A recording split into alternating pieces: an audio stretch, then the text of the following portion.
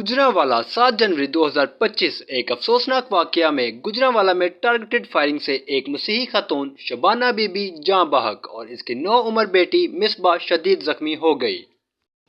یہ حملہ 6 جنوری کی شام اس وقت ہوا جب دونوں جلیل ٹاؤن گجرانوالہ میں اپنے کام کی جگہ سے ایک موٹر سائیکل پر واپس گھر جا رہے تھے، جس کو ان کے بھتیجے دانش چلا رہے تھے۔ ایف آئی آر کے مطابق یہ واقعہ مگنولیا پارک پل کے قریب رات 8:30 بجے کے قریب پیش آیا۔ موٹر سائیکل پر سوار 2 نامعلوم حملہ ور آئے اور بلا اشتعال اہل خانہ پر فائرنگ کر دی۔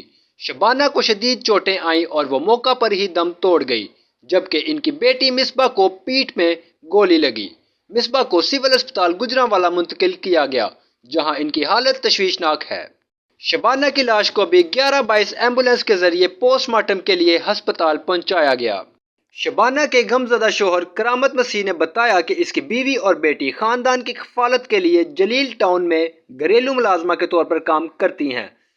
کرامت ایک مزدور نے وحشیانہ حملے پر اپنی تباہی کا اظہار کیا اور فوری انصاف کا مطالبہ کیا۔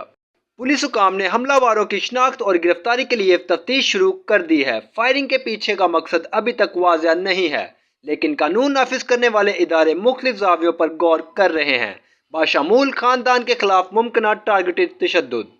معلومات کا قابل اعتماد ذریعہ CRC، جڑے رہیں CRC کے ساتھ۔